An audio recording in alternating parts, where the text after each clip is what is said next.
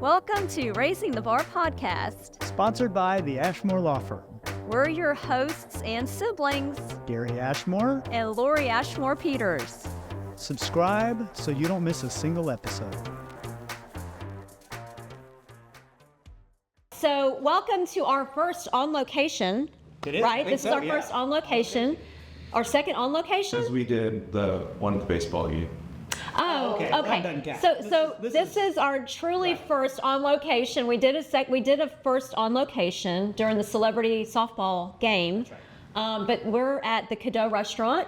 We are with the, well, I guess let me first do the introduction. Welcome to Raising the Bar podcast. Oh my gosh. I can't wait. Welcome to this episode of Raising the Bar podcast with your co-host Lori Ashmore Peters. Gary Ashmore. And we are on location at Cadot, C-A-D-O-T restaurant with Chef Jean-Marie. Jean-Marie. Jean-Marie Cadot. Oh my gosh, we've been talking and having such a great time before we are on camera right now, so we're going to probably repeat quite a bit of things. But thank you so much for joining us, and y'all can see behind us that he is actually going to do a cooking demonstration for us, so I am so excited for that. And so we were just talking about, the cultural differences. Yeah. Okay, so when did you first move here? I moved the first time. I had the opportunity to open a French bakery in 1982, and it was under a contract for 12 months to 18 months. Mm-hmm. And I never left home. I was already graduate from culinary, baking, pastry school, and I went to La Serre for 2 years. So I did my apprenticeship in La Serre. But I've been cooking since I was 8 years old. Wow. Okay. And so on my mother's side, we've been in hotel and restaurant from the 1800s, baking pastry since 1758 before the revolution. So I was, my parents was thinking it was a good opportunity to come in the United States and be able to learn another language and see what is on another side of the world. Right. My grandfather came the first time in 1951 and did research for the bakery, and I still have record of, the different relationship with bakery for the Pullman bread and stuff like that. So we was one of the first bakery in Paris doing all the Pullman bread for the whole city. And it became a specialty we had at the time 450 people, 50 trucks, 5 stores in Paris. Oh my So gosh. it was not a small. No, operation. I mean, I saw we had air conditioning at home in Paris. We had, my parents had the IBM, for the bakery. I mean, we was very ahead of the technology and everything. I mean, I saw my first microwave, the seal pack now we bake. I was playing with that in the 80s already. Wow. Mm-hmm. And all those things was done after we went to the moon. All the new technology was, but at the bakery we was already using some of those technology, at the time. Right. So when you came over, were you by yourself? I was by myself, so I had one suitcase full of book and cooking equipment and knife and and another one was just my clothes. But Okay. So where did you end up first? I ended up in La Tartine in North Park. So you came straight to Dallas. Straight to Dallas. I stopped in New York. My uncle had La Caravelle in New York at the time. So I stopped in New York. First time I was taking a plane. And I arrived in New York. I had somebody was taking my suitcase. I cannot take you. Where do I take you? So I came with $200 or $300. I already lost $100. New York. But you learn your mistake. But at least it was my first time. I didn't know where I was going. Right. My English was poor, and I was at the right address. So I said, yeah, it cost me $100, but I arrived at the right destination. Uh-huh. So I spent a little time with them, and I moved back here, and they were starting the bakery was not built yet. Okay, so why'd you come to Dallas? Just specifically to go to North Park? To be a pastry chef and a cook. Okay. And At North Park. At North Come Park. on. Okay. Yeah. Got it. Okay. So I am so he can't say his THs. no, North Park. North Park. no, so. Okay. No, but that's good. That's me. I mean, you know, you have to understand. I mean, I pushed myself to speak English, and I could not speak anything. Right. And people still laughing at me today, but you know, it's me. So I love don't. it. No, I love change. it. Don't No, change. I And absolutely love it. I talked some people want don't learning a language and they are scared to speak. Yeah. Right. If you don't speak and making mistake, you cannot learn. That's right. And you know, and so that's the way. I mean, I can go around now. I can get my way around. So, but it took me a while, and I still have some difficulties sometimes to pronounce. So. To find, Right, but do right. you still do you sometimes have difficulty finding the English word for what you're wanting to say? Yeah, or sometimes the English come because you know English is much when you want to do something, the English is more direct. That's why they use the English for business. Okay. Oh, right. Okay. You know, they use the French language for law because you know is more specific. Whereas in European Union they use the French for all the law because everything is more specific than English. Okay.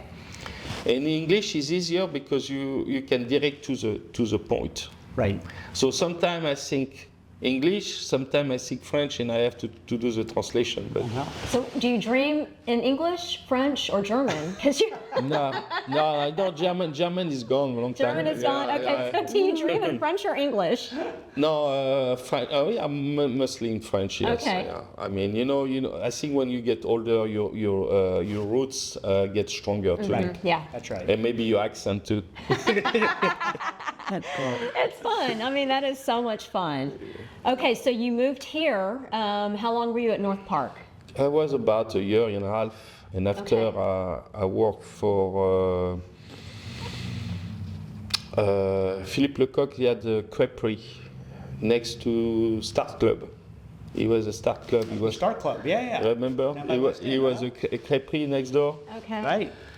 And it was difficult for me because I was doing bakery for the past year and a half, and tried to. And I was trained in a 3-star restaurant where it's butter, more. So and we was doing everything in bain-marie where when I was making sauce, everything was breaking down because I was making the sauce too rich.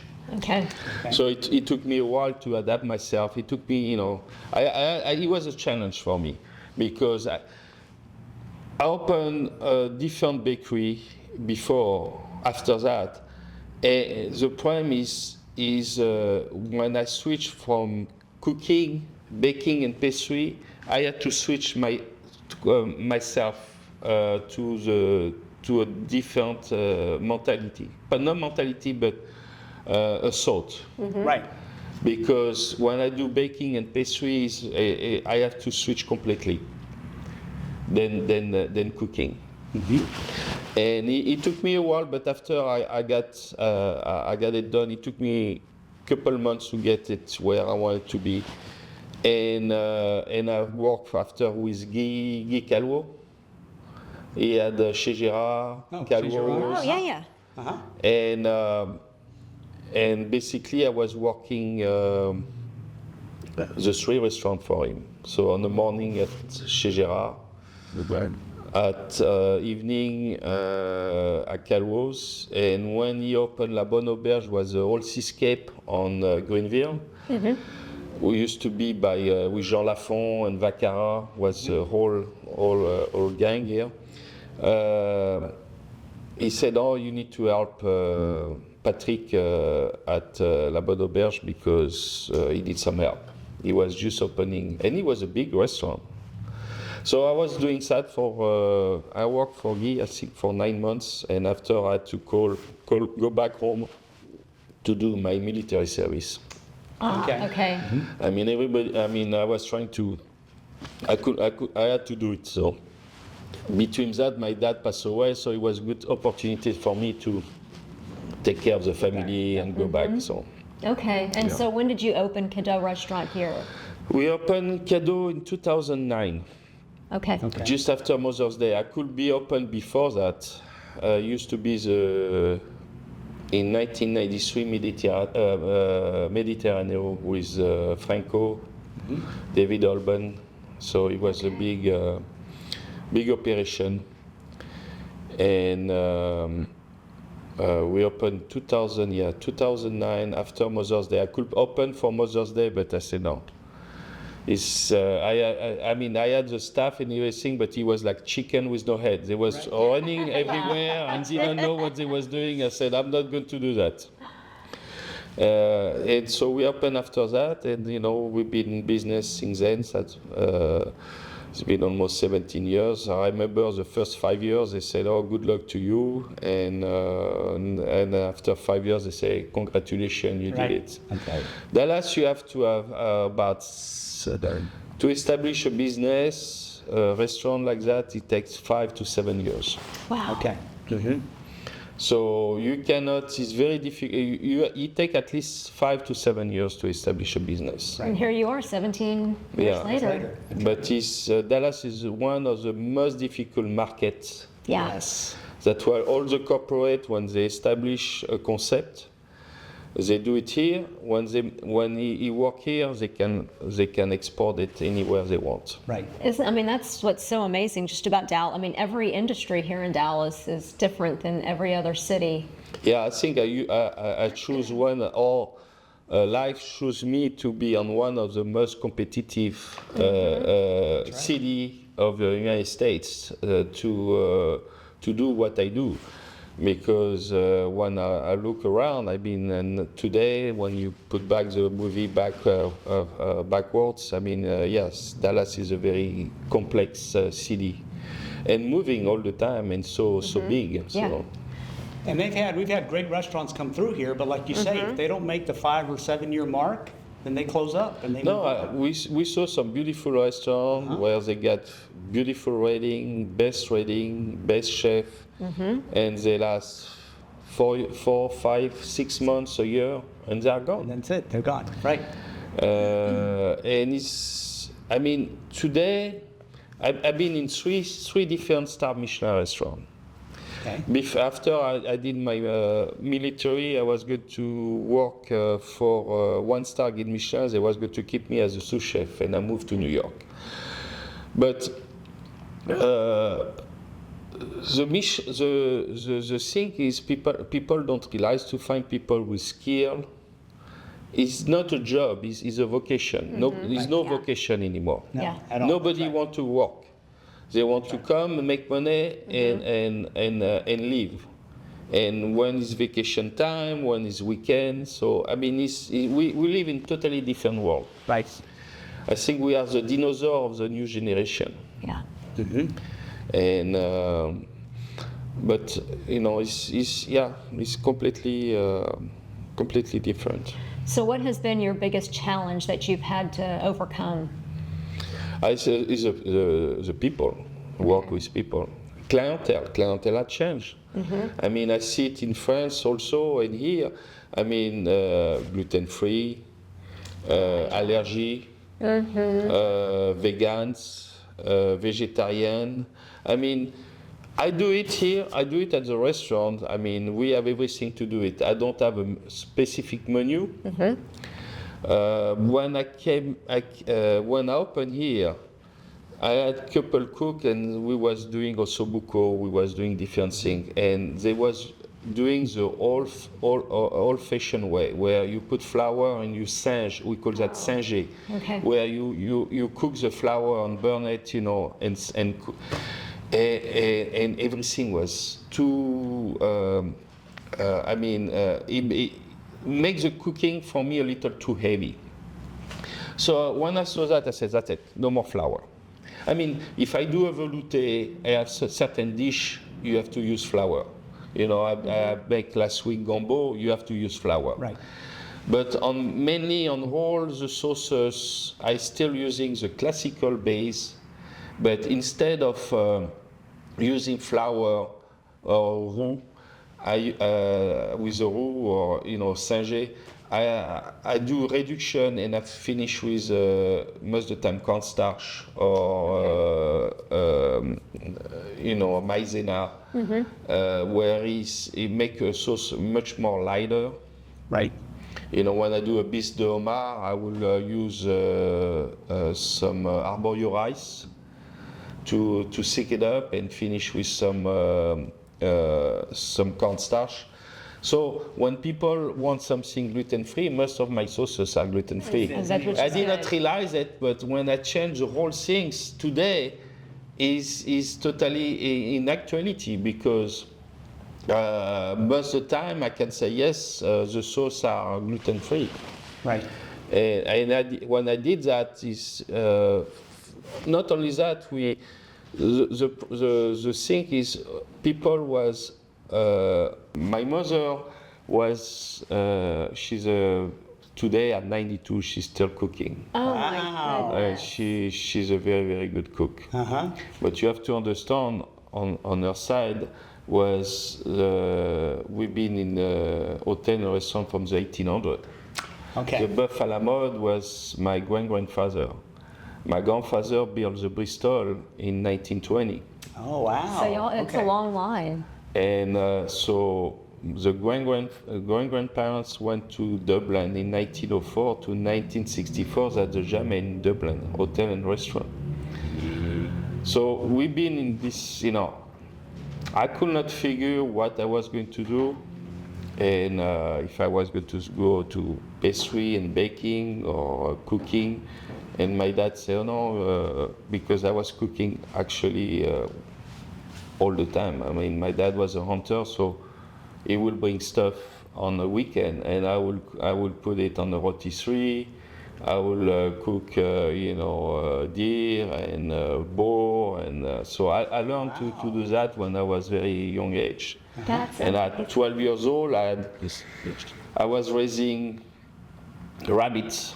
I had one of the neighbor, because we had a country house, a lake house, so I had a rabbit, I had a chicken, and I said, if I have rabbit or chicken, I will don't name them because I'm going to cook them. oh my goodness. They weren't pets. Oh my They was goodness. not pets, and I learned a very good recipe from Raymond Oliver at the time with cream, and I really mastered the recipe at the time. And today, when I make rabbit here, I do it differently here. I just stuff them with porcini. So I debone them, stuff it with porcini and spinach and foie gras, and we roast them. So after I can do medaillon, and my mother, when she came, she said, "Oh, I love your rabbit because it's no bones." Right. I remember when she was making a rabbit, I will open the pants, and I could see the. Still looking at Oh you. no. I could see the head of the rabbit floating in the red wine sauce. It's hilarious. So when I come eat here, you just have to put the rabbit in front of me, but don't tell me what I'm eating. I know. Okay, wait. So rabbits are crazy in the neighborhoods now. Even at my neighborhood, every time I pull up at night. Well, but I think they're all it's a over the different kind of place. rabbit that he You know, caught. but you know That's not what the is same. you know what is a rabbit is? What? Is a cat with no attitude. Oh, You cat will not. hey, you need a pet rabbit. Pet rabbit. But if you're gonna No, cook but it, don't you have name to it. understand. I make a joke because during World War II, people was eating cats. Eating cats. Yeah. And you go in a boucherie in France, that's why you have the head, that's why you have the paw. Same thing with the duck, so you know what you're buying. Right. Oh, right. Okay. Of course. But you have to understand, it's all about the difference between here and France. In France, we eat and we think. Yeah. When I was a kid, my mother will give me lamb brain. She was thinking I will get smarter. So we had to have lamb brain at least twice a month for lunch. But The food was, they did not ask us, I mean, very few times if we want something, but we had, the stuff was on the table and what it was. Yeah. Right, that's right. Well, and that, I mean, here that doesn't happen, but we're Lebanese, and that's what it is there. Everything centers around food, family, community. Exactly. I mean, you're eating for 2 and 3 hours. The difference, like I said, difference between France and here. In France, we eat and we think. Here, we think and we eat. Right. So, you know, and you know, to be a French restaurant, sometimes it's difficult because people are intimidated with the food. The exotism, like to rabbit or venison because it's a little Bambi or the little, you know. One time I make a mistake to put, you look, you have your goose crossing. Let me look at. Oh yes, there they are. Okay. So for those of you that don't see, that aren't, I mean, oh my gosh, there's like 4 or 5 little. Yeah. Gooses. So one time we had a tree just right there on the corner. Right. And they had babies, and they decide to cross Preston Road. So with with 2 of my staff, we had to stop all the traffic to let those goose going through. Like Preston Road, we're on a very busy road. It's Preston Road, and everyone stopped to let the little family cross. That was too cute. Oh my gosh. Okay, wait, could that be dinner though? Yeah, it could be dinner. Yeah. Okay, right. I mean. But you know the thing. I'm a hunter, but you know it's been more difficult for me to hunt anymore. Yeah. Because hunting is, you have a different meaning. The way I used to go hunting with my parents, we shoot, we get something, we don't get something, it's no big deal. Right. It's not about only it's to make a right shot and do it properly. And but it's a different. Here is more like a sport. Right. Well, you feed the animal like for 3 weeks before. Yeah, it's a different hunt. sport. So I have a lot of friends. They ask me to prepare because I mean for games I can do things. Oh Right. wow. Because the game is very difficult. You know, you overcook it, or the game don't have much fat on it. Okay. So the way you have to cook it and season it and prepare it is very. If you overcook it, it's dry. You cannot eat it. It's like. See, so you need to start hunting, and then we'll Hunting my rabbits. bring in it my to front Chef. yard. Absolutely. Bring it to him and let him. But you know the rabbit. The problem with the rabbit, you know, we are in Texas. The rabbit, when it's too hot, it's difficult to shoot any. You know. I mean, when you shoot a game and it's 80 degrees, it's not, you know. Right. It's not the best. Oh my gosh, I'm never going to look at the rabbits the same. Okay, so let's do the quick introduction. Okay. This has been fantastic already. Okay, wait, hold on. You say that the French eat and then sink? Sing. Think. Yeah, you know, No, no, hold on. wait, you know the difference between here and we think before we eat, and in France we eat and we think after. Sink. Oh, Talking about sink. sink. Like sleep? No, think, thinking. Think. Yeah. Oh, thing. Oh. I love your accent. No, but you know. Think, not Yeah. sink. What do you say? You know that's my problem. You can't do that. I can't pronounce You it. can't Get rid of pronounce the- it. I can't say shit. It's like a pastry. So I'm sorry.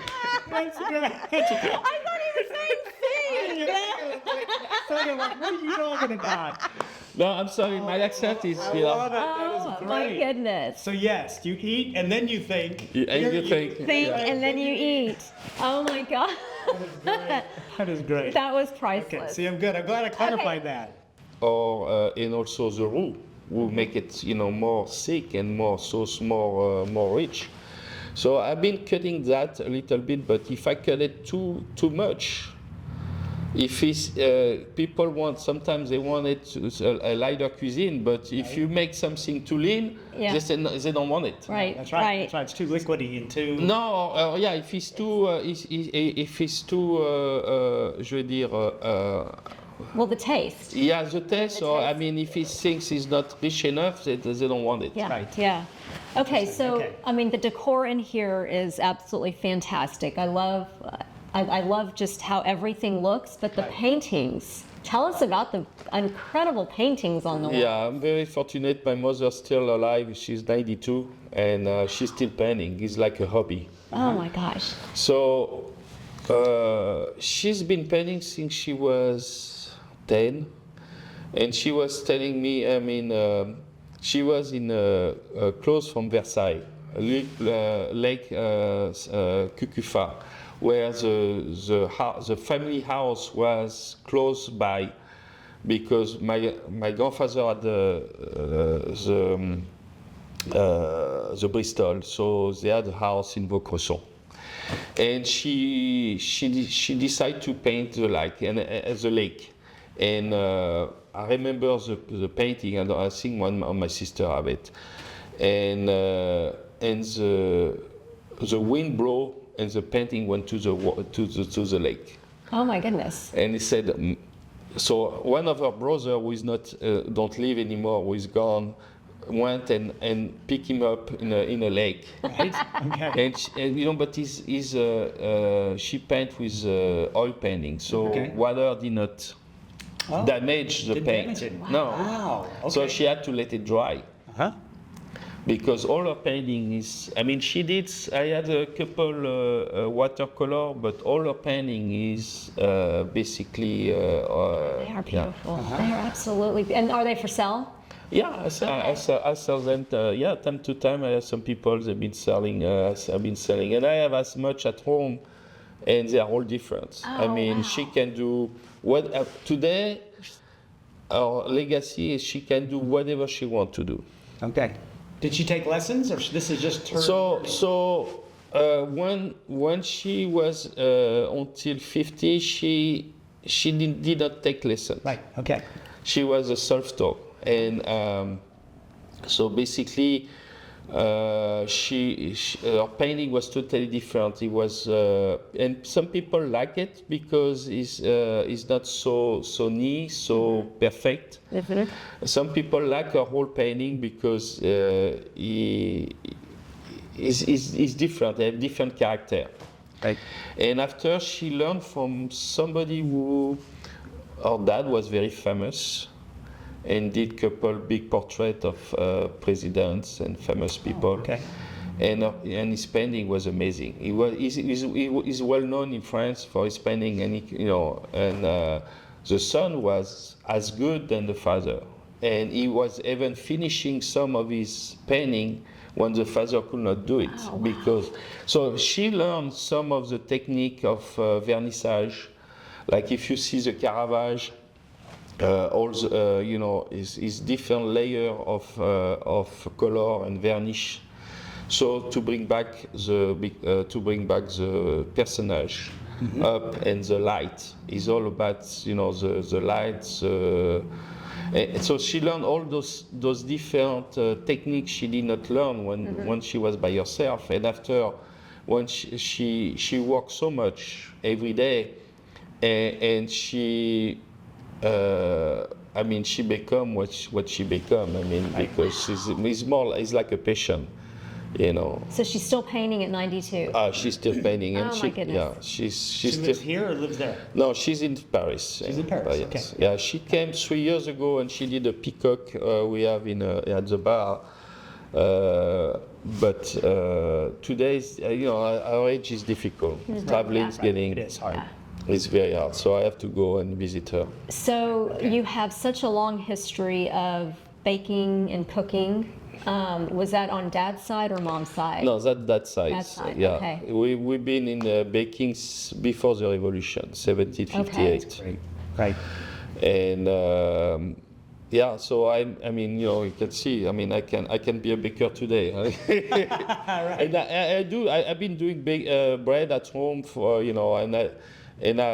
when I was in New York, I was doing the bread.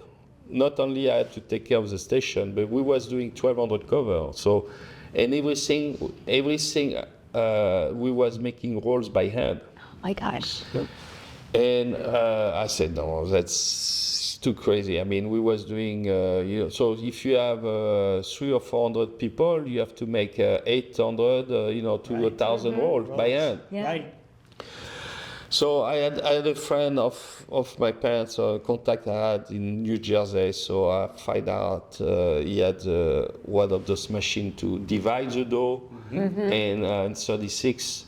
So I reset up the whole things, and have Pullman bread, country bread, rolls, regular rolls, and rolls with walnut for the cheese. But it was much easier, and I was happy. And the thing is, at the time I had only a pizza oven. Right. So I had to put water in the pizza oven to get the steam. And when I left, they buy some equipment, the oven, they buy some, but the thing is, people, we don't realize when we were in New York, when it's 80 or 90 degrees, the bread don't Right. so you have to control the fermentation. So I was able to do that and do what I did, and I set it up for them before I move on back to France. I was back in France in 1990. Okay. Oh, my stomach. Do you hear my stomach I growling? do hear stuff. No. I don't know. The mic may pick it up. I don't know. But I can't wait to get to the cooking portion of this podcast. So what are you going to make for us today? Since I had a short notice, I was going to, I had some people ask me to make an omelette. Okay. And I talked to the customer last week. I said, "Oh, I'm so glad you teach me how to make an omelette, because your omelette is so fluffy and and tastes so good. How you do it?" So I brought the stove at the bar Right. and a pan, and I show her how to make the omelette like that. Just, oh my gosh. Okay. Omelette is not complicated. It's all about the skill. Okay. Right. And you can go anywhere. Most of the time, people don't have the skill for. And the way I learned it too. I do it with 2 forks. Oh. That's it. Okay. Well, my mother still making mayonnaise with forks. Two forks. Yeah. Okay. She's still making mayonnaise with 2 forks. Oh Okay. my gosh. Okay. We can't wait. All right. Hold on. I was asking about the raising the bar part. Oh yes. Okay. So the name of our podcast is Raising the Bar Texas. So how do you raise the bar professionally and or personally since you've moved here from France to the United States? Raise the bar is try to keep providing a French restaurant. A French food, French restaurant, a French experience. Right. When you think here in Dallas, there's not too many individual restaurants like us. That's right. Or you go to a French restaurant or to find a French chef. Right. My problem is I'm here all the time. It's very rare when I'm not here. So, that's why I think one of my big things is I'm so consistent on what I do, because I'm always here to twist or control, from the receiving, from the buying, receiving, and the cooking. I do a lot of stuff myself. That's the only way I could control the quality, That's right. the experience, and everything. So, Well, go ahead. okay. So, where are we located? What's the major cross streets? We are Frankfurt and Preston. Okay. And we're still in Dallas. But Right, it's Dallas. Okay, it's the Dallas address. Okay, so y'all have got to check out Cadot Yes. Restaurant on the corner of Frankfurt and Preston Road. It's amazing, and like you had talked about, he truly is. You talked earlier about you're married to your restaurant. You're Yeah. married to your business. But I've been married for 35 years too. Right. Okay. Okay. But you're right. It's a vocation. It's not a job. That's it's right. a vocation. It's a passion. Yeah. And also, me and my partner too, we've been in this business for so long. Right. We are born in this business. Right. That's why we stay in this business. Yeah. Uh-huh. And you're not going to find very many restaurants nowadays that have the chef that it's a vocation to them. Yes. Most people, they're just hired, like you had mentioned earlier, to get a paycheck, or it's become corporate and industrialized, And I mean, truly, this is, if you want true French cuisine by a vocational French chef, then you need to come see Jean-Marie here at Cadot. Absolutely. Okay, so do you have a website? Yeah, we have a Cadot restaurant at cadorrestaurant.com. Yes. .com. Okay, you need to check it out. And oh my right. gosh, I cannot wait for this. Okay, I know, we're All good. right, so we'll be right back. Forks, by the way, that's all. That's it. all he Two uses. forks. 2 forks. So I need to get. I have a piece Oh my gosh, that brie. Oh, I'm going to put a piece of brie. oh wow. In it? Just patience. I Just know, be oh patient, my relax, calm down, slow down. We gotta slow down. I'm so excited. So to make sure the omelette is nice and fluffy, we have to beat a little bit the eggs. I'm gonna try that with 2 forks. Yes. So All right. we need to warm up the I pan. want to get one of these things. It's nice. Do you Okay, have so one? no butter? No Yes, butter. but- But we're using butter. Patience. Oh, okay, see, I got it. The oil is all to provide the butter to burn. Ah, okay, got it. And All the right. butter is to give them the the richness of the omelette. Ah, so oil and I butter. never did that. I just always use butter. Yeah, no. This way, when you use oil, you can use butter only if you clarify the butter. That means all the buttermilk is gone, so the butter will not burn. Got it. And you're olive oil? What? Yeah, I did a little olive oil. Yes. Okay, but extra But you virgin? can- you- Is it any kind of olive oil? Yeah, no, you don't want extra virgin because it will burn, but a good olive oil, or you use vegetable oil. Okay, Oh, vegetable not oil. extra All right. virgin. All right. Okay. So your pans, your butter need to be melt and start to makes a little noise. So that means your pans is, and here goes very fast. So when your butter,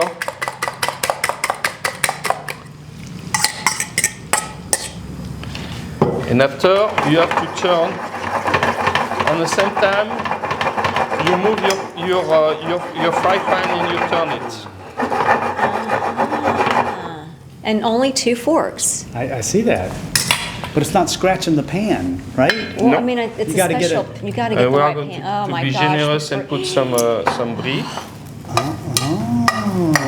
I mean, he makes it look so easy. Yeah, I know mine would have been all over the place by now, and who knows? Alors, I'm going to seal the omelette. Hey. You're gonna try that? I'm gonna well, try be that. careful how Oh, my you're her- doing. right no, no, shoulder? no, not her. The gesture. Oh, because I'm hitting your shoulder? No, the gesture of your. Oh, the gesture. Don't. Got it. Yeah, don't do that. Wow. Oh my, that's it. It was that fast. Yeah. Oh my goodness. And we can add a little bit of garnish. And the garnish is bell pepper and onion? I did, but yeah, I did. Because I mean, white on yellow, it did not looks good. So you always have to make it Make it make it colorful. Yeah. All right. And you can add, a little bit some greenery, or I like Parsley? Wait, parsley and celery, Okay. and Oh, parsley and celery. Right. Okay. it's just for the presentation. Oh, you don't eat it. You can eat Yeah, it. you can eat it. Yeah, yes. It's clean. It's yes. Oh my. Okay, that is Okay, absolutely that is beautiful. Absolutely. Okay. All right. So All right, we can I'm gonna taste it. Yes, and you can take. You want to have a seat and you want a glass of wine? Glass of wine Can I? and eggs. Yeah, sure, sure. Why not? What do you like? Red, white, White. white? I mean, oh yeah, this is called raising the bar. That's right. Yes. We're raising the bar right here, right now, Oh my today. god. Oh my god. We always say simplicity is complexity. Simplicity Is is complexity. complexity. Okay, guys. I mean, Yeah, you don't need much. If it's done right, you don't need much to make it. Right. Okay, that is That's the right. fluffiest, Amazing. best omelet I have ever Okay. had. I'm gonna grab a fork and try Oh it. my gosh. So let me make another one. And yeah, I I'm have plenty of eggs. Oh yeah, go ahead. All right, he's gonna make me All one. right, guys. So, oh my gosh, Best omelet ever. You've got to come to Cadot and try this out. And we are so excited. This Yeah. isn't going to be our last on location at Cadot. No. So we make omelette only Thursday and Friday. We open all day on Thursday and So Friday. Thursday and Friday. So that's it. The hours. Back here. Let's go over hours. Yes. Okay. Because on Thursday and Friday we open for lunch and all day. Lunch and dinner on Thursday and Friday, but then you're open Monday through Saturday. To Saturday, yes, and close on Sunday. Yes. Okay. Guys, you need to try it out. I've already told everybody, and I've told Gary, this is going to be where my birthday celebration is in May. We're having dinner here. Thanks to our sponsor, the Ashmore Law Firm. We specialize in probate, estate planning, family law, guardianship, personal injury, and civil litigation. You can find us at ashmorelaw.com. Or by calling us at 214-559-7202. Again, that's ashmorelaw.com. Or calling 214-559-7202.